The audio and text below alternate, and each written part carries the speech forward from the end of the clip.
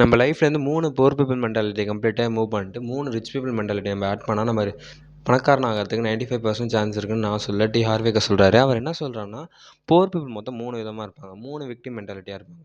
First என்னன்னா வந்து blame mentality. அதாவது எந்த விஷயம் பண்ணாலும் அடுத்தவங்க மேலே குறை சொல்கிறது. ஃபார் எக்ஸாம்பிள் நான் வந்து எனக்கு ஏதாவது விஷயம் நடக்கலன்னா கவர்மெண்ட் தான் காரணம். எனக்கு ஒரு பிஸ்னஸ் லாஸ் ஆனுச்சுன்னா அதுக்கு வந்து மார்க்கெட் சரியில்லை. இந்த மாதிரி சொல்லி அடுத்தவங்க மேலே ரெஸ்பான்சிபிலிட்டி குறைய தூக்கி போட்டுருவாங்க. அவங்க எஸ்கேப் ஆகிற மாதிரி மென்டல் எஸ்கேபிசம். 2வது விஷயம் என்னன்னா, அவங்க வந்து கம்ப்ளைண்ட் பண்ணுவாங்க. எல்லா விஷயத்துக்கும் வந்து எனக்கு எதுவுமே செட் ஆகாது. எனக்கு எனக்கு வந்து சுத்தமா நான் ரொம்ப அன்லக்கி. இந்த மாரி அவங்கள வந்து டிமோட்டிவேட் பண்ணிட்டு ஆக்ஷன் எடுக்காம உட்காந்துருப்பாங்க. 3வது விஷயம் என்னன்னா, அவங்க வந்து ஜஸ்டிஃபை பண்ணிப்பாங்க.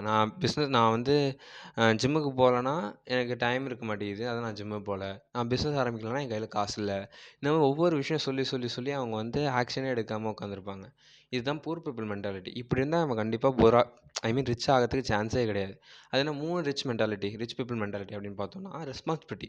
ஒரு விஷயம் எடுக்க போறாங்கன்னா, அதாவது என் லைஃப்ல நடக்கிற எல்லாத்துக்கும் நான் தான் காரணம். இப்ப எனக்கு வந்து எக்ஸாம்ல ஃபெயில் ஆயிட்டேன்னா, நான் தான் ப்ரிப்பேர் ஆகல. நான் அன்ஃபிட்டா இருக்கேன்னா, அதுக்கு நான் தான் காரணம். இது மாரி சொல்லிட்டு அவங்க வந்து ரெஸ்பான்சிபிலிட்டி எடுத்துட்டு அத வந்து ஃபிக்ஸ் பண்ண பார்ப்பாங்க. ஏதாவது நெகட்டிவா நடந்தா. 2வது விஷயம் என்னன்னா, அவங்க வந்து கமிட் ஆயிப்பாங்க.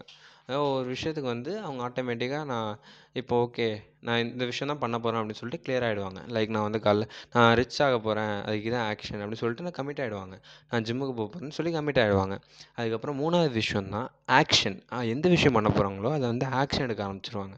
ஓகே. இப்ப நான் வந்து ஜிம்முக்கு போகணும்னு முடிவு பண்ணிட்டேன். காலைல 7 மணிக்கு ரெகுலரா போறேன்னா, நான் டெய்லியும் காலைல 6 மணிக்கு எந்திச்சு 7 மணிக்கு ஜிம்முக்கு போணும். அதுதான் ரிச் பீப்பிள் மென்டாலிட்டி. நம்ம ஒரு விஷயம் சொன்னா கண்டிப்பா செஞ்சிரணும். ஓகேவா?